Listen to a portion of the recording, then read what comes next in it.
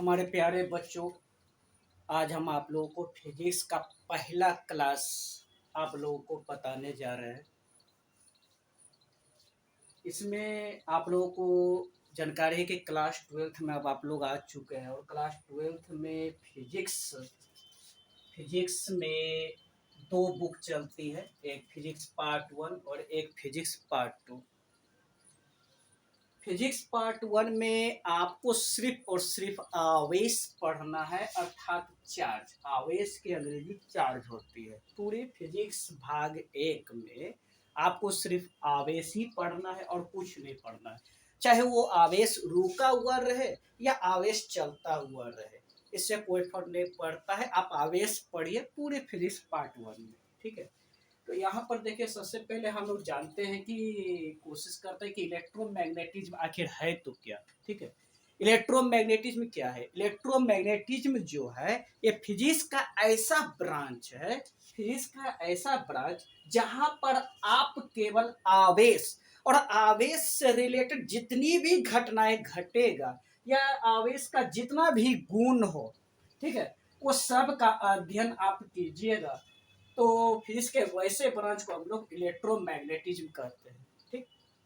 Electromagnetism किसको कहेंगे? Physics का वह ब्रांच जिसमें आप सिर्फ आवेश के बारे में पढ़िए, चाहे वो रुका हुआ रहे या गति में रहे, यानी रेस्ट रहे या मोशन में रहे, ठीक है। तो आप आवेश को पढ़िए, ठीक है, उसे हम इलेक्ट्रोमैग्नेटिज्म कहेंगे। और पूरी फिजिक्स पार्ट वन की जो बुक है, उस पूरे बुक में आपको सिर्फ आवेश ही पढ़ना है, ठीक है।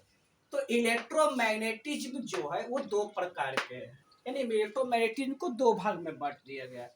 पहला जो है आपका इलेक्ट्रोस्टैटिक्स है और दूसरा है इलेक्ट्रोडायनामिक्स।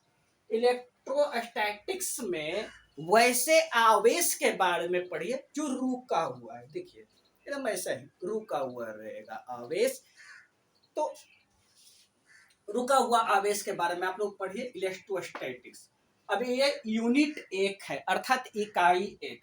इसके अंडर में दो चैप्टर आपको पढ़ना है, चैप्टर एक और चैप्टर टू। चैप्टर एक जो है वो इलेक्ट्रिक चार्ज एंड फील्ड, और इसकी हिंदी है विद्युत आवेश और क्षेत्र। ये आपको चैप्टर एक में पढ़ना है। चैप्टर टू में आपको पढ़ना है इलेक्ट्रोस्टैटिक पोटेंशियल एंड कैपेसिटेंस, अर्थात स्थिर विद्युत विभव एवं धारिता।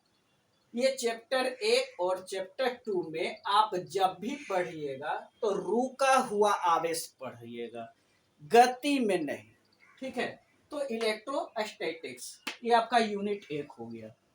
दूसरा आ जाइए इलेक्ट्रोमैग्नेटिज्म का दूसरा पार्ट, जिसका नाम है इलेक्ट्रोडायनामिक्स।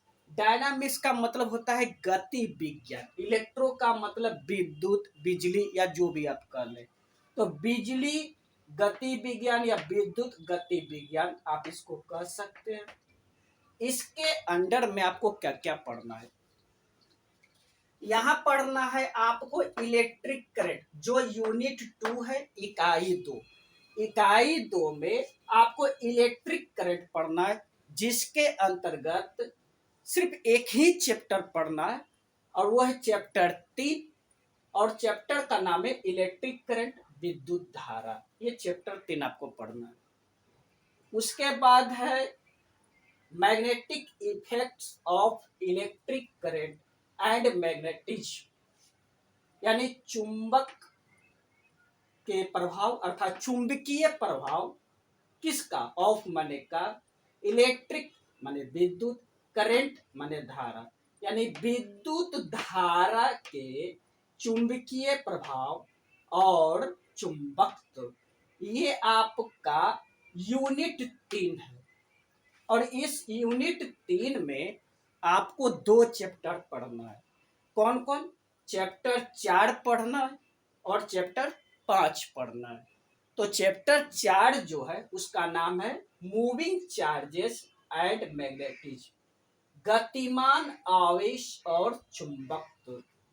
और चैप्टर पांच का नाम है मैग्नेटिज्म एंड मटेरियल, चुंबकत्व और द्रव्य। द्रव्य यानी पदार्थ, उसके बाद इलेक्ट्रोडायनामिक का अगला पार्ट है इलेक्ट्रोमैग्नेटिक इंडक्शन, जो यूनिट 4 है, अर्थात इकाई 4। इसमें आपको पढ़ना है 2 चैप्टर। चैप्टर नंबर 6 जिसका नाम है इलेक्ट्रोमैग्नेटिक इंडक्शन, और 7वां चैप्टर जिसका नाम है अल्टरनेटिव करंट।